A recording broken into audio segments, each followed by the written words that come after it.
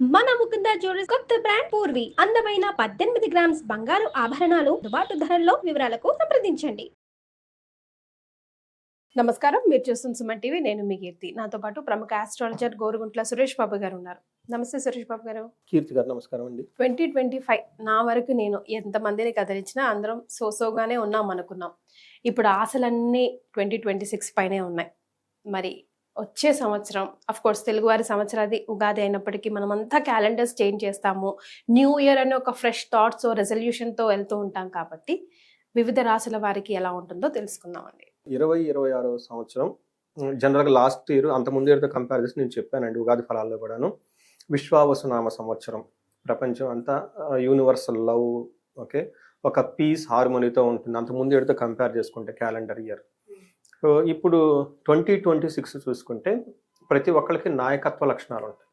ప్రతి ఒక్కరికి ప్రొఫెషన్లో ఒక స్టెప్ ముందుకు వెళ్తారు. ప్రతి ఒక్కరు కూడాను ఏదో ఒక కొత్త ఆపర్చునిటీ వచ్చే అవకాశం చాలా మందికి ఉంటుంది.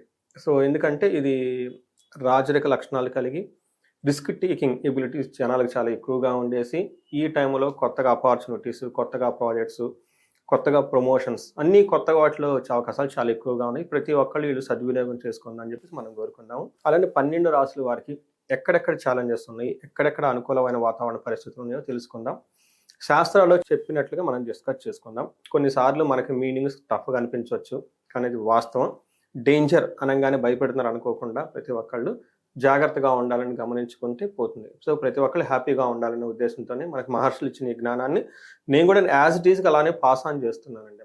సో మధ్యలో వెస్ట్రన్ ఆస్ట్రాలజీ అని, సోషల్ మీడియా అని రకరకాల గూగుల్లో వస్తాయి, కానీ యాజ్ ఇట్ ఈస్ మూలతరంగా చెప్పడానికి మనం ప్రయత్నించాం. సురేష్ బాబు గారు, ఇప్పుడు మనం ఈ రోజు చేయబోయే ఈ రాశి ఫలాలు 2026కి సంబంధించి ముఖ్యంగా ఏ గ్రహాలు ఎప్పుడెప్పుడు మారుతున్నాయి, వాటి రిజల్ట్స్ ఎప్పుడెప్పుడు వరకు స్టేబుల్గా ఉండి మళ్ళీ ఇయర్లీ రాశి ఫలాలు చెప్పుకోవాల్సిన అవసరం వస్తుందంటారు? మనకి 2 రకాలు ఉంటాయి. ఒకటి మంత్లీ ఫలాలు.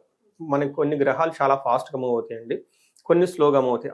ఎన్ని స్లోగా మూవ్ అయ్యే గ్రహాలన్నీ ఇయర్లీ ఫలితాలు చెప్పుకుంటారు. శని 2.5 సంవత్సరానికి మూవ్ అవుతాడు, గురువు సంవత్సరానికి మూవ్ అవుతారు, రాహుకేతులు 1.5 ఇయర్కి మారుతూ ఉంటారు. అంటే ఇవి మారినప్పుడు చాలా ఎక్కువగా లాంగ్ రన్ ఇంపాక్ట్ ఉంటుంది. కాబట్టి వర్ష ఫలంలో లేదా ఇయర్లీ రాశి ఫలాలు, లేదంటే మనకి ఇందులో ఉగాది రాశి ఫలాల్లో వాటి గురించి చెప్పుకుంటాం.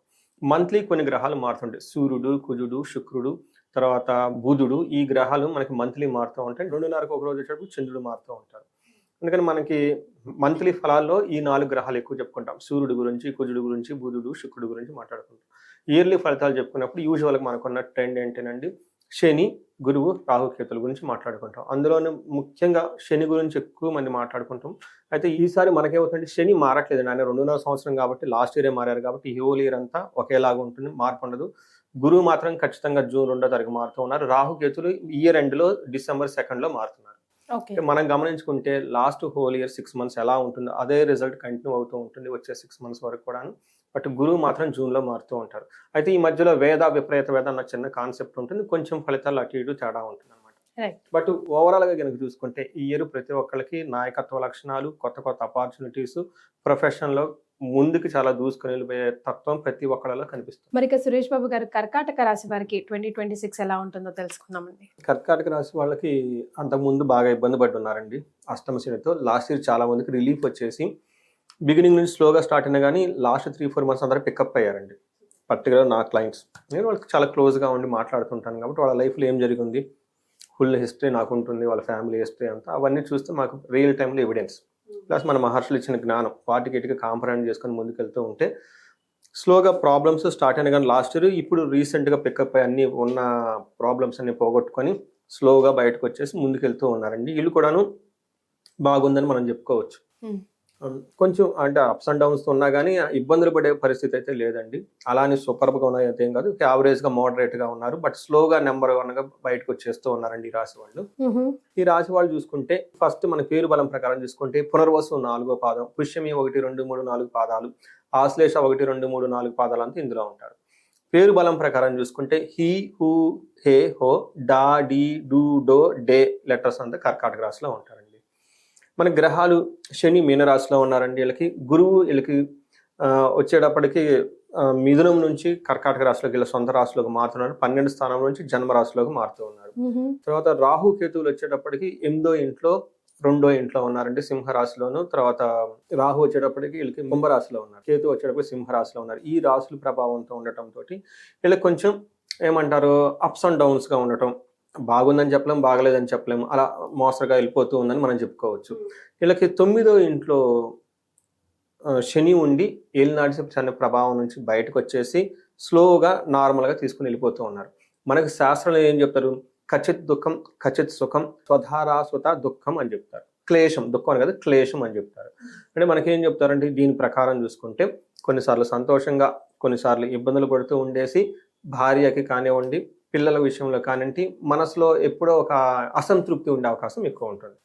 నేనైతే పెద్ద పెద్ద ప్రాబ్లం అయితే ఏమనుకునేది, సహజంగా లైఫ్లో అప్స్ అండ్ డౌన్స్ ఉంటాయి కాబట్టి వాళ్ళకుండే డిమాండ్ వాళ్ళకుంటే కొన్నిసార్లు అప్స్ అండ్ డౌన్స్ వెళ్ళిపోతూ ఉంటారు. బట్ ఓవరాల్గా చూసుకుంటే వీళ్ళకి శని న్యూట్రల్గా తటస్థంగా ఉన్నారు, పెద్ద ఇబ్బంది పెట్టే విధంగా అయితే ఏమీ లేదని మనం చెప్పుకోవచ్చు. నెక్స్ట్ గురువు చూసుకుంటే వీళ్ళకి 12వ స్థానంలోంచి ఫస్ట్ హౌస్లోకి వెళ్తున్నారండి. 12వ స్థానంలో గురువు ఉంటే ఏమవుతుందంటే రెండు ప్రాబ్లం జరుగుతూ ఉంటుంది. ప్రాబ్లం అని నేను చెప్పను, ఇట్ యొక్క ఎఫెక్ట్ రెండు రకాలుగా ఉంటుంది. ఫస్ట్ శుభమోలో వ్యయకృత్ అంటారు, అంటే శుభకార్యాలు చేయటం వల్ల వ్యయం అవుతుంది.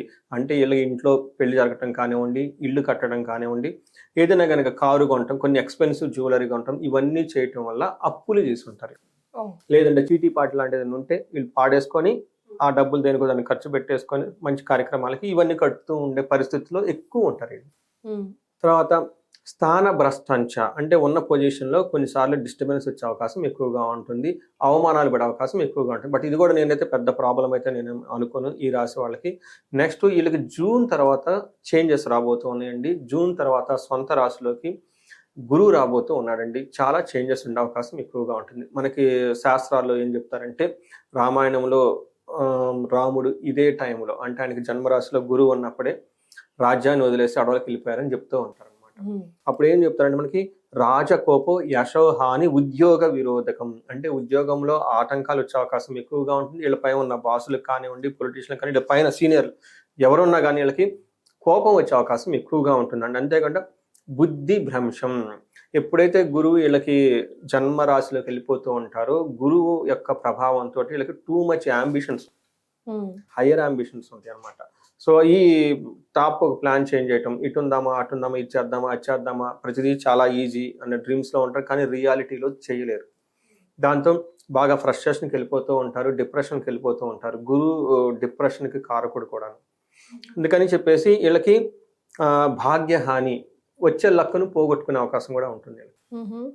ఈ విధంగా చూసుకుంటే మనకి శత్రువుల ద్వారా వృద్ధి, ఆటంకాలు రావటం, బుద్ధి భ్రంశం అటు ఇటు చేయటం, సంపదలు రాకుండా ఉండి ఆటంకాలు వచ్చే అవకాశం ఎక్కువగా ఉంటుంది.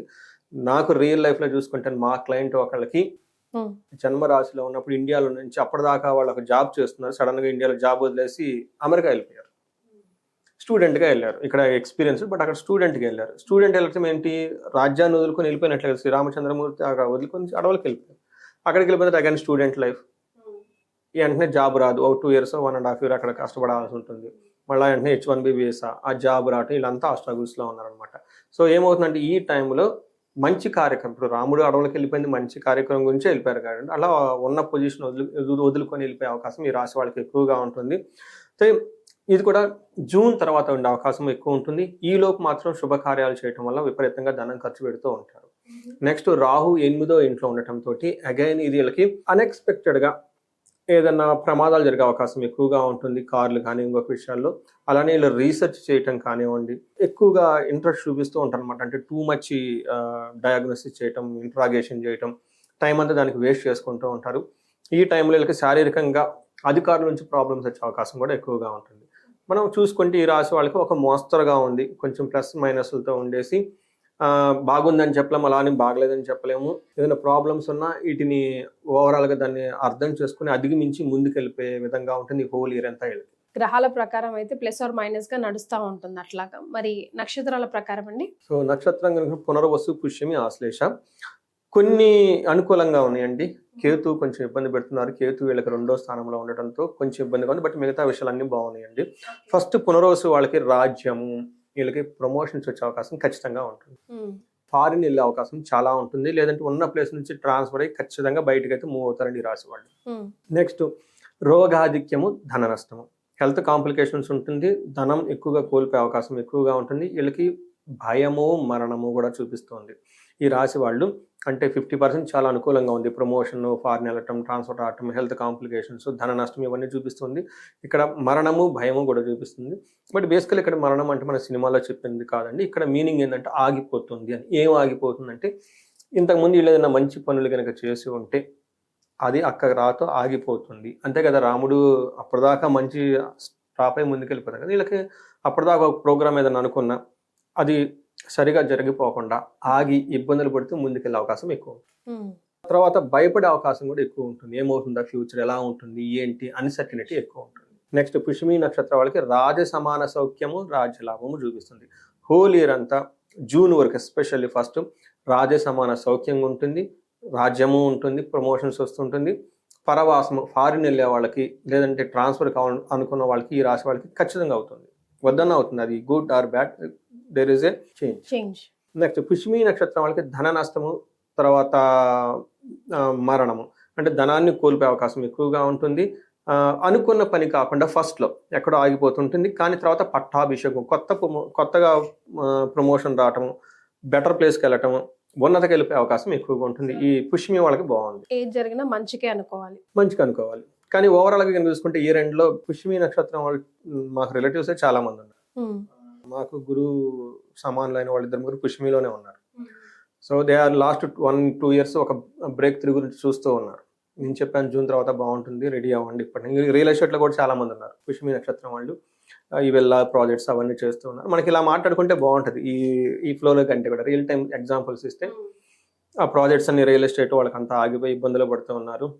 నేను వాళ్ళకి మెంటారింగ్ చేస్తూ ఉన్నాను అనమాట. చెప్పాను ఇప్పటి నుంచి స్టార్ట్ చేయండి, జూన్కి బ్రేక్తో వస్తుంది. అంటే జూన్కి రావాలంటే ఇప్పటి నుంచే ముందు బ్యాక్గ్రౌండ్ అంతా చేసుకోవాలి, ఆ టీం అంతా పెట్టుకోవాలి, ఆ ప్లాట్స్ అన్ని చూసుకోవాలి, ఆ మార్కెటింగ్ యాక్టివిటీస్ అవన్నీ ఉంటాయి. ఇంకా ఇప్పటిదాకా స్లోగా ఉన్న వాళ్ళు స్పీడప్ చేయండి, ట్రై టు ఎన్కాష్ అని వాళ్ళకి గైడెన్స్ ఇస్తున్నాను. ఎందుకంటే వీళ్ళకి పట్టాభిషేకం వస్తుంది లాస్ట్లో. నెక్స్ట్ ఆశ్లేష నక్షత్రం వాళ్ళకి రాజ్యము, పరవాసము, ధన వృద్ధి జరుగుతుంది. వీళ్ళకి పట్టాభిషేకం వచ్చే అవకాశం ఎక్కువగా ఉంది. ఆశ్లేష నక్షత్రం వాళ్ళకి చాలా బాగుంటుంది. ఎందుకంటే వీళ్ళకి ఖచ్చితంగా బెటర్ పొజిషన్కి వెళ్ళిపోతారు.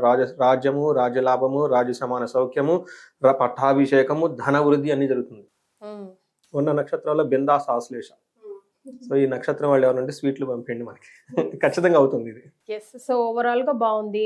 మరి ఇంకా వాళ్ళ కోసం లేదా ఇంకా బెటర్మెంట్ కోసం ఎలాంటి రెమెడీస్ పాటించాలి ఇయర్ మొత్తం? వీళ్ళకి 8th హౌస్లో రాహు ఉండటంతో, లేదంటే 2nd హౌస్లో కేతు ఉండటంతో ధనానికి సంబంధించిన వ్యవహారాల్లోనూ కుటుంబానికి సంబంధించిన వ్యవహారాలు చికాకులు ఉండే అవకాశం ఎక్కువ ఉంటుందండి. వీళ్ళకి రెగ్యులర్గా గణపతి అథర్వ శీర్షం చదువుకోవటం, గణపతి పూజ చేయటం, సుబ్రహ్మణ్య స్వామి పూజ చేయటం, దుర్గాదేవిని ధ్యానం చేసుకోవటం, దుర్గా గుడికి వెళ్ళటము, విజయవాడ కనకదుర్గమ్మను దర్శించుకోవటం, సముద్ర స్నానం చేయటం, ఇవన్నీ రెగ్యులర్గా చేసుకుంటూ ఉండాలి. వాళ్ళంతా వాళ్ళు చేసుకోవచ్చు. దుర్గా సప్తశ్లోకి చదువుకోవటము, వీళ్ళైతే ఇదంతా వాళ్ళు చేయగలిగేది. బట్ వీళ్ళు చేయలేని కొన్ని ఉంటాయండి. అంటే సమస్య తీవ్రత చాలా స్ట్రాంగ్గా ఉంది. ప్రొఫైల్ని బట్టి కొంతమంది C లెవెల్కి, కొంతమంది మిడిల్ లెవెల్, కొంతమంది బాటమ్, కొంతమంది జాబ్ లేదు, కొంతమంది హోమ్ మేకర్స్. వాళ్ళకున్న ప్రాబ్లమ్ని బట్టి మనం వెపన్స్ కూడా సీరియస్గా పెట్టుకోవాలి. సో వీళ్ళకి ధన ప్రవాహానికి ఇబ్బంది పడిపోతుంటే స్వర్ణలక్ష్మి విశేష హోమం చేయించుకుంటే ధన ప్రవాహం వస్తుంది, మల్టీ సోర్సెస్ ఆఫ్ ఇన్కమ్ వస్తుంది. ఒకటే జాబ్ చేసుకుంటూ ఉన్నామంటే జీవితంలో ఎదుగు లేదు, పొదుగు లేదు. 35 ఏళ్ళు వచ్చి 40 ఏళ్ళు వచ్చినాయి. కొంతమంది పెళ్లి కూడా కావట్లేదు, పెళ్లి చేసుకోవాలంటే భయపడుతున్నాము. సొంత ఇల్లు రకరకాల రియల్ లైఫ్లో వస్తాయండి.